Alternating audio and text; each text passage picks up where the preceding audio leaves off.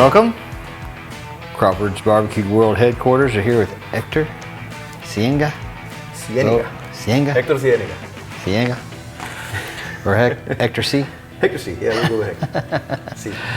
What are we going to do today? Today we're going to prep these beautiful, beautiful pork ribs. These were bought where, Brian?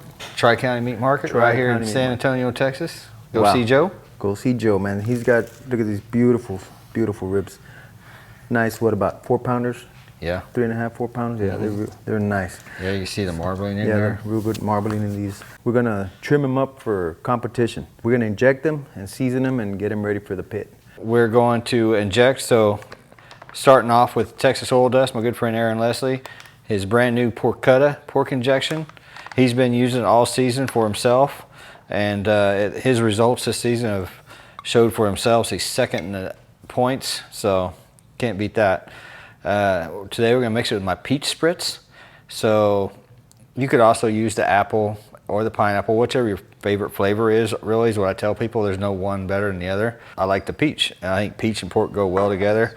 And so I have, I guess we have this mixed up in the mixer. And so each one of my mixers are labeled with a pig for easy non-mixing up, for if you're injecting multiple things, chickens, cows, whatever. So let's go ahead and trim these up a little bit. It's just, like I said, we're just gonna do a slight trim on these. These are beautiful, beautiful ribs, so let's go ahead and just gonna pretty them up a little bit? Yeah, just pretty them up a little bit. We're just gonna take this one bone down here in the backside, kind of square them up. When you trim them up like that, it makes it a little easier to maneuver them around on the pit. And maneuver them on the pit. So. And we're not trying to feed the whole neighborhood. We're just trying to get enough to turn in for competition. Yeah. So normally we turn in 9 ribs. 9 bones. 9 bones, and that's all. I take this skirt off. Yeah. This is it's just gonna delay your cooking process. I like to save that skirt meat, cut it up in chunks, and put it in my beans. Yes. That's yeah, there's all kinds of stuff you can do, guys, with stuff that you have left over, especially in these competitions. You're only turning in 9 ribs and cooking about 20. So you want to save as much stuff as you can if needed. Waste not, want not. Yeah, there you go. So I just said, just come down this bone right here, and there's a cartilage right there, so you just kind of just cleaning it up. Clean it up a little bit. Making sure all the bones are the same length. So.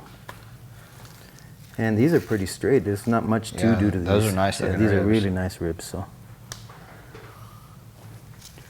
yeah, perfect. These are and crack rib. Nice thing about Tri-County is he already pulled the membrane off. We ain't gotta mess with it. Yeah, we don't even have to mess with it. Look at that. Perfect. Beautiful rib. Beautiful rack of ribs. So now you're ready to inject. So we're ready to inject this one.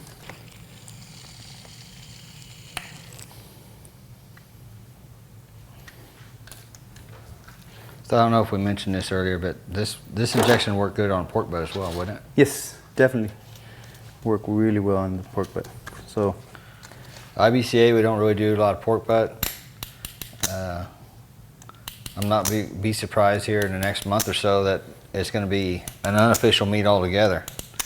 Right now, one part of Texas has pork butt as one of the categories. And I think that's going to be gone altogether here pretty quick.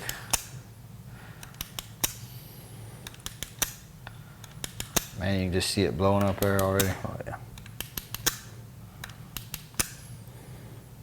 You just want to hit them. Just put your needle in slightly and just kind of push down, and you can see them just pop up right there. I like to leave my needle more or less where I was at, so I'll remember when I come back to where I left off there. So this. There you go.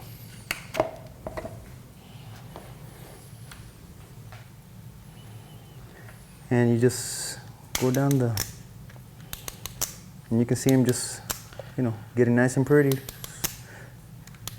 Oh.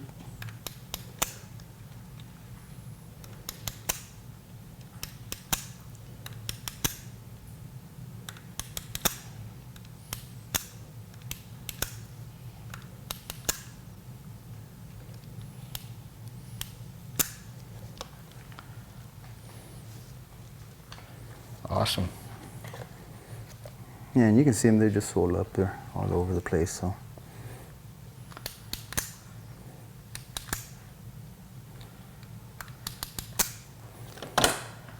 they're ready to go. I only inject one side. I know some guys inject both sides, but as in an IBCA cook, they're only tasting the top part of the rib anyway. Yeah. So that's all I inject. And these are ready to season. There you go. So we're Go gonna ahead and season them over season here. there, Yeah, we're yeah. gonna season them over here. That's right. You really want to put them in this foil pan, don't you? I do. So we're gonna use just a little bit of this binder. I know some people use mustard, but we have a lot of this moisture left over from these. One thing about that peach, it's the thickest of all my spritzes. Spritz, yes. So one thing, if you buy it, you should probably buy a trigger along with it, mainly because it takes a high velocity trigger, and not everybody has a high velocity trigger in their arsenal. So if you get the peach spritz, make sure that you get a high velocity trigger with it. First layer is gonna go. We're gonna use AP, the Elk Creek AP, real nice flavor, all-purpose salt, pepper, garlic layer on the bottom side of these ribs. Just gonna, I go lightly on them, and then I come back and hit them with the Alamo dust as a top layer on them. And this one you can be a little bit more liberal on them. You wanna get them nice and coated. Yeah, the Alamo dust has a nice sweet with just a little bit of heat on there. And you wanna get, of course, all four sides on these guys.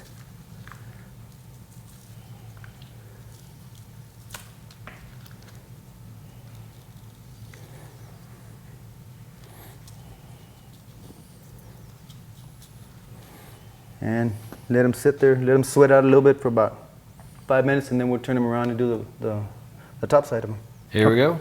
You got the seasonings all sweated in, ready to do They're all their side sweated, now. yeah. So we'll go ahead and flip them over, and we'll do the meat side now.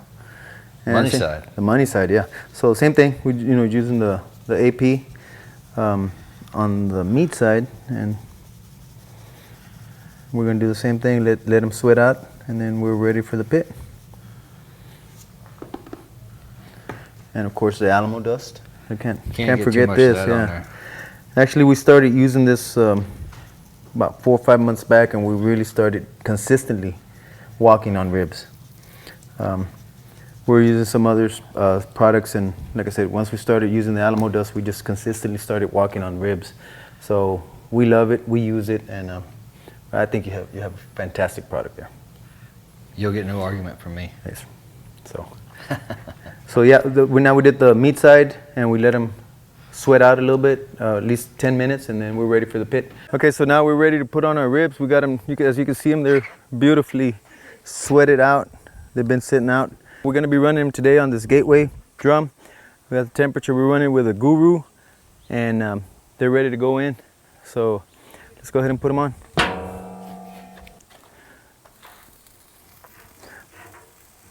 When I put my ribs on, I like to straighten them out, try to get the bones as straight as possible, and kind of press them in so they'll be, because like I said, these things are going to cook just the way you put them in here.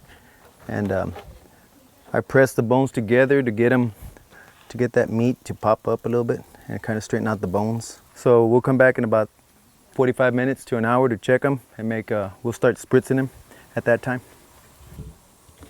Okay, so our ribs have been on about right at 2 hours.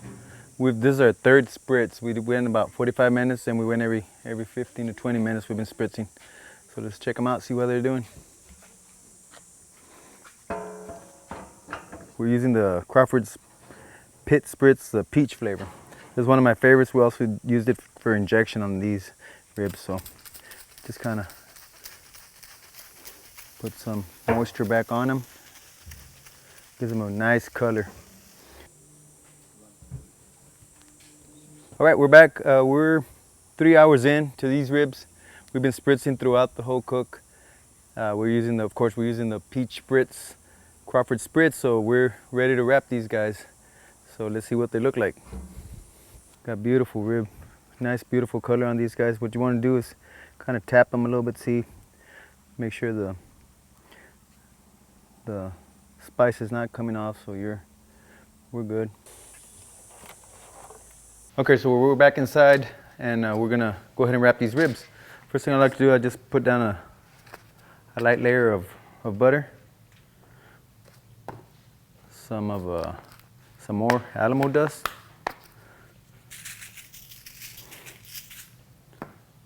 and then some brown sugar. Just a little bit of brown sugar on these guys.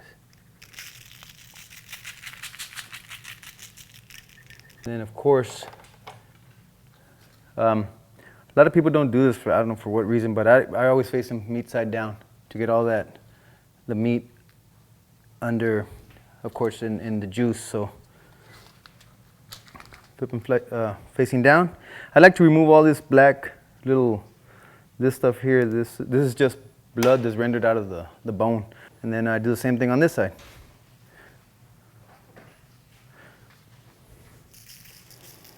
Some more Alamo dust. A little bit of butter. And more brown sugar. I double wrap them.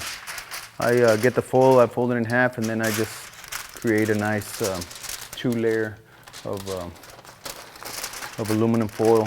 And then right here we add a little bit of more of the peach spritz, just to keep them moist.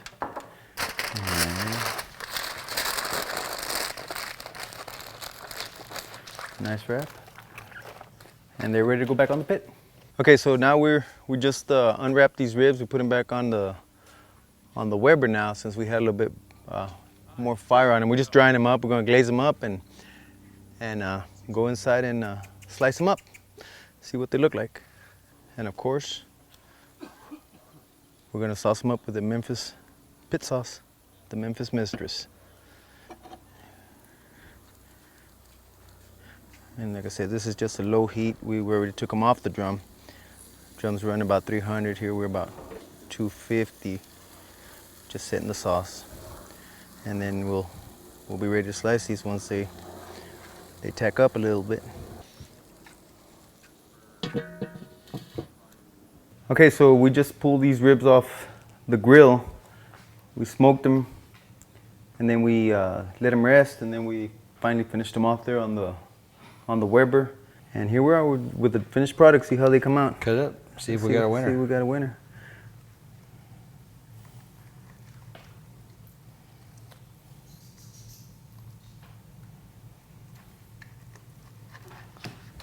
Looking like a winner so far. You know who a good taste tester is? Who's that? Aurora. Aurora, come try one of these. Tell us what you think. Hand one of them beauties to Aurora, see what she thinks. Oh my goodness.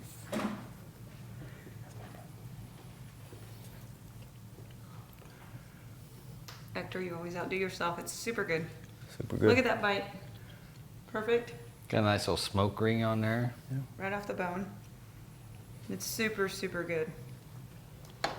Taste. Now go ahead. I'm full. We've been tasting all day. We've been tasting all day. So we want to cut up a little piece here. You want to try a little piece, Brian? You gotta try it, come right? I'll try a little piece. And this is usually the way it is when we're in competition. You don't want to try nobody else's food. I mean, you're done. Yeah, you're done. Oh yeah. Yeah, I can taste the Memphis Mistress, the Alamo dust, the smoke. Perfect. You know it's good when your stomach is completely full and it's still delicious. That's a good right. rib. Awesome. Yeah. All right, there you go. There's a great rib recipe right there. All you gotta do is go to crawfordsbarbecue.com and you get all you need to make your favorite rib taste like a winning rib. Check us out on Facebook, Instagram, and of course follow my YouTube page.